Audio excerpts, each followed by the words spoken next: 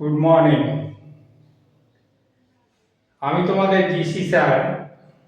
আজকে ম্যাথে ক্লাস 9 ম্যাথে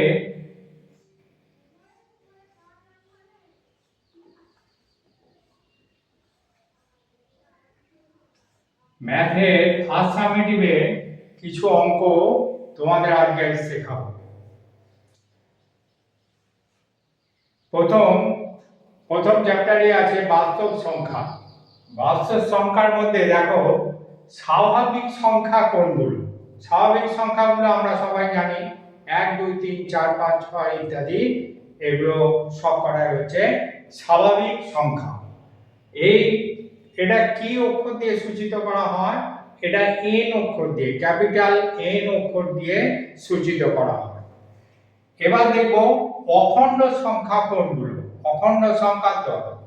অখণ্ড সংখ্যা হচ্ছে এই স্বাভাবিক সংখ্যার সঙ্গে যখন জিরো যোগ হয়ে যাচ্ছে দলেতে, তখনই তাকে বলা হচ্ছে অখণ্ড সংখ্যা। যেমন হচ্ছে 0 1 2 3 4, এটাকে কি দিয়ে সূচিত করা হয়? ডব্লিউ দিয়ে সূচিত করা হয়, ক্যাপিটাল ডব্লিউ অক্ষর দিয়ে সূচিত করা হয়। এরপরে আসছে পূর্ণ সংখ্যা। পূর্ণ সংখ্যা কোনগুলো? এই অখণ্ড সংখ্যা সবগুলোই থাকবে, তার সাথেও থাকবে -1 -2 -3 -4 -5 ইত্যাদি। মাইনাসের মানে ঋণাত্মক সমস্ত সংখ্যাগুলো সবগুলো এবং ধনাত্মক সংখ্যাগুলো সবগুলো জিরো সমেত, এগুলোকে বলা হচ্ছে পূর্ণ সংখ্যা। এটাকে কি অক্ষর দিয়ে সূচিত করা হয়? ক্যাপিটাল জেড অক্ষর দিয়ে সূচিত করা হয়। কি অক্ষর দিয়ে? ক্যাপিটাল জেড অক্ষর দিয়ে সূচিত করা হয়। এবার হচ্ছে কি, এই যে জিরো জিরো সংখ্যাটা আমরা পেলাম, জিরো স্বাভাবিক সংখ্যা নয়। স্বাভাবিক সংখ্যার দলের মধ্যে আছে কি? নেই। স্বাভাবিক সংখ্যা নয়।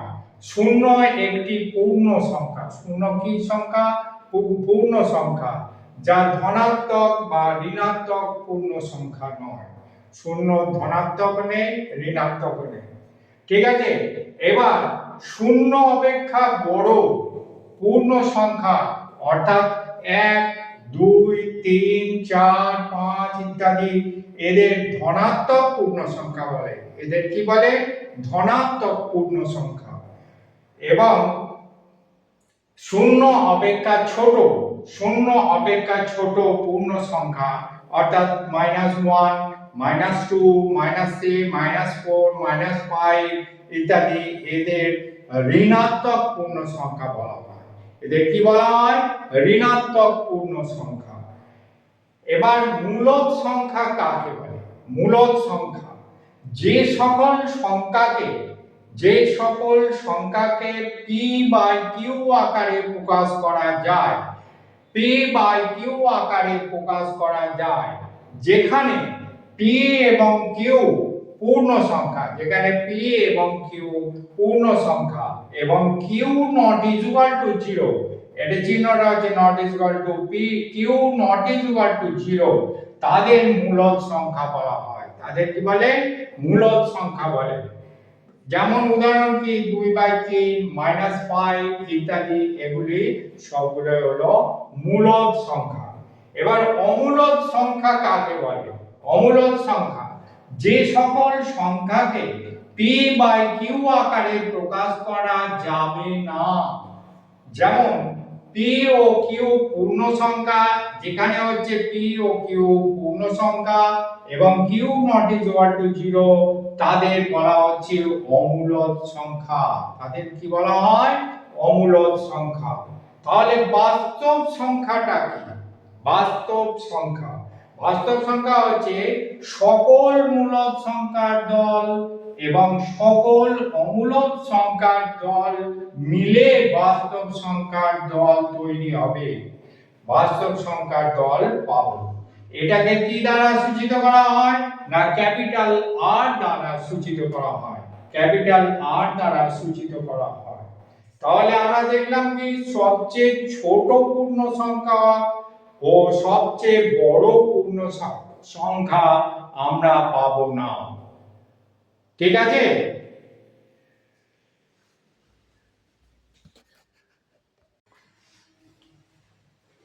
এবারে একটা অঙ্ক দেখে নাও, দুটো অঙ্ক তোমাদের দেখাচ্ছে যে 1/4 ও 1/2 এর মধ্যে একটি মূলদ সংখ্যা লিখি এবং সংখ্যা রেখায় বসাও।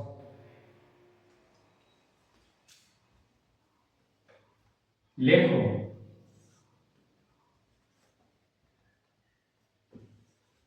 1/4 এবং 1/2 এর মধ্যে একটি মূলদ সংখ্যা লেখো ও সংখ্যা রেখায় বসাও। তাহলে কিভাবে মূলদ সংখ্যাটা তার মধ্যখানে বার করতে হবে সেটা প্রসেসটা দেখে নাও। এই যে সংখ্যা দুটো আমরা লিখেছি, এই সংখ্যা দুটোকে আমরা যদি যোগফলকে আমরা 2 দিয়ে ভাগ করি তাহলে এর মধ্যবর্তী একটা মূলদ সংখ্যা আমরা পেয়ে যাব, একই না? ঠিক আছে, তাহলে আমরা দেখলাম কি 1/4 প্লাস 1/2 একে 2 দিয়ে ভাগ করে দিলাম, ঠিক আছে? তাহলে এইবার 2 আর 4 এর লসাগু হলো 4, তাহলে এটা হলো কত 1 প্লাস 2 বাই 4 আর তাকে 2 দিয়ে ভাগ করা হয়েছিল, তাহলে উল্টে গিয়ে এটা হলো 3/8, 3/8। তাহলে 3/8 একটা মূলদ সংখ্যা। এই মূলদ সংখ্যাটাকে আমরা সংখ্যা রেখায় বসাবো। তাহলে আমরা সংখ্যা রেখা জানি, সংখ্যা রেখায় এরকম করে লম্বা লাইন টেনে নিয়ে আমরা 6 থেকে শিখে আসছি। তাহলে এখানে আমরা পেলাম 0, এই জায়গাটা হলো 0, এখান থেকে সমদূরত্বে +1 +2, এদিকে সমদূরত্বে -1 -2 -3 ইত্যাদি। তাহলে এইবার দেখা গেল কি আছে 3/8, 3/8 সংখ্যাটা কোন খাতায় হবে, এটাই হচ্ছে ব্যাপার। তাহলে আমরা প্রথমে দেখব কি 0 থেকে 1 এর মধ্যে এই 3/8টা অবস্থান করছে, ঠিক আছে? যদি 8 দিয়ে 3 কে ভাগ করে নিই তাহলে আমরা দেখতে পাবো এটা আছে 0 থেকে 1 এর মধ্যে। ওকে, এইবার সেই পজিশনটা কোথায় আছে এটা আমাদের বার করতে হবে। তাহলে আমরা করব কি এর তলায় ভগ্নাংশ আছে 8, হরে আছে 8, তাহলে 0 থেকে 1 এই সংখ্যাটার মধ্যে 8টা সমান ঘরে ভাগ করে নেব। কটা ঘরে? 8টা সমান ঘরে ভাগ করে নেব। তাহলে এইটা 1/4টা কোথায় আসছে? এইখানে 1/4। তারপর 1/2টা কোথায় আসছে? ঠিক তার মধ্যখানে 0 আর 1 এর মধ্যখানে 1/2 আসছে, ঠিক আছে? 1/2 এবং 1/4 এর ঠিক মধ্যখানে এই 3/8টা অবস্থান করছে। তাহলে এর পরের ঘরটাই হচ্ছে এই P বিন্দুতে 3/8 এর অবস্থান হচ্ছে। কোথায় অবস্থান হচ্ছে? P বিন্দুতে 3/8 এর অবস্থান হচ্ছে। বুঝতে অসুবিধা আছে কারণ? ঠিক আছে, ভালো করে শিখে নাও। এরপরে যদি কেউ বলে কোনো প্রশ্নে থাকে একটি অথবা দুটি অথবা তিনটি অজস্র এর মধ্যখানে অজস্র অসংখ্য তোমার মূলদ সংখ্যা রয়েছে, সেই মূলদ সংখ্যাগুলো যদি একটার থেকেও বেশি করতে হয় তাহলে 1/4 আর 3/8 কে এইভাবে যোগ করে ভাগ করে নেব, ভাগ করে নিয়ে আরেকটা রেজাল্ট এসে যাবে, সেটা হচ্ছে পরের মূলদ সংখ্যাটা। এইভাবে মূলদ সংখ্যা আমরা বার করে নিতে পারবো। ওকে, যটা বলবে তটাই বার করে নিতে পারবো। এবার দেখা যাক মূলদ সংখ্যা তো সংখ্যা রেখায় বসানো হলো, এবার 1/3 এবং 1/2 এর মধ্যে দুটি অমূলদ সংখ্যা লেখো। প্রশ্ন আছে 1/3 আর 1/2 এর মধ্যে দুটি অমূলদ সংখ্যা লেখো। তাহলে আমরা উত্তরে কি করব? 1/3 মানে 1 কে 3 দিয়ে ভাগ করলে আমরা পাচ্ছি 0.333 ইত্যাদি পর পর চলে যাবে, তাই তো? এবার 1/2 সমান আমরা কি পাচ্ছি? 0.5। 1/2 সমান আমরা পাচ্ছি 0.5।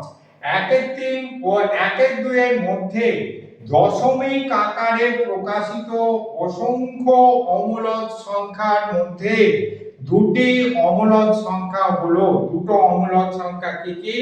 একটা হচ্ছে 0.3434343334, একটা হলো 0.3433433334 এবং হচ্ছে পরের সংখ্যাটা হচ্ছে 0.404004 ইত্যাদি। এই দুটো হচ্ছে অমূলক সংখ্যা। বুঝতে অসুবিধা নেই কারণ এটা দশমিক আকারে অমূলক সংখ্যা।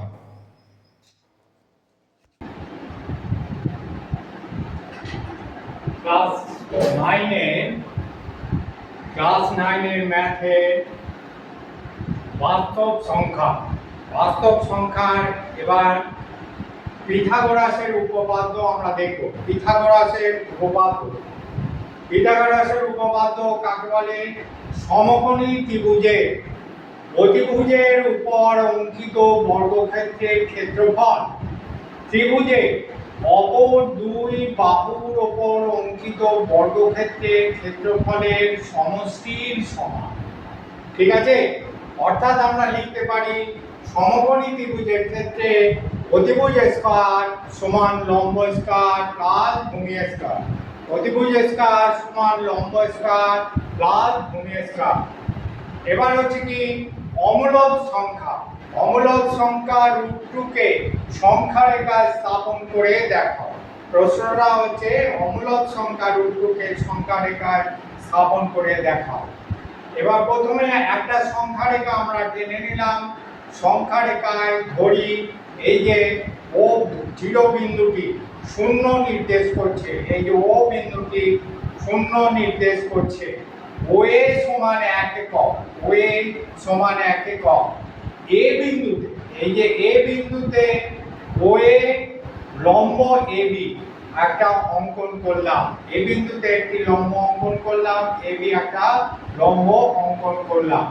এই এবি সমান 1 একক, এবি সমান কি নিলাম 1 একক। এবার কি হলো ওবি যোগ করলাম, ওবি যুক্ত করলাম। এবার পিথাগোরাসের উপপাদ্য থেকে আমরা পেলাম ও এ বি একটা সমকোণী ত্রিভুজ। এই সমকোণী ত্রিভুজে ওবি সমান হচ্ছে √ওভার এবি স্কয়ার প্লাস হচ্ছে OA square, AB square plus হচ্ছে ওএ স্কয়ার।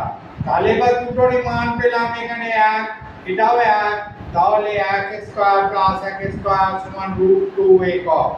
বোঝা গেল? এবার কি করলাম? এবার হলো সিবি আর ওসি যোগ করলাম। তাহলে পাওয়া গেল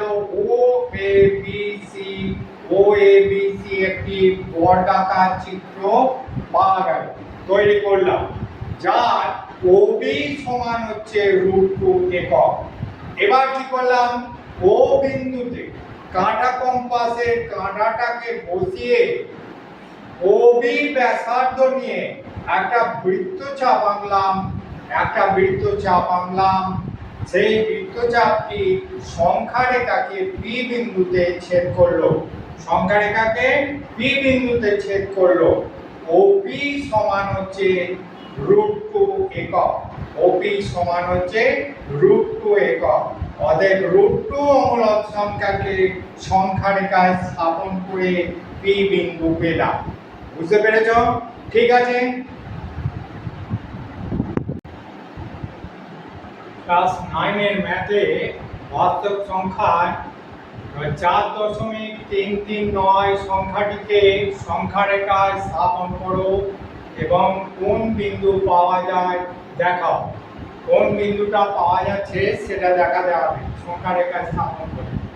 তাহলে আমরা প্রথমে একটা সংখ্যা রেখা টানলাম, এখানে 0, এখানে -1 -2, এখানে 1 2 3 4 5 ইত্যাদি।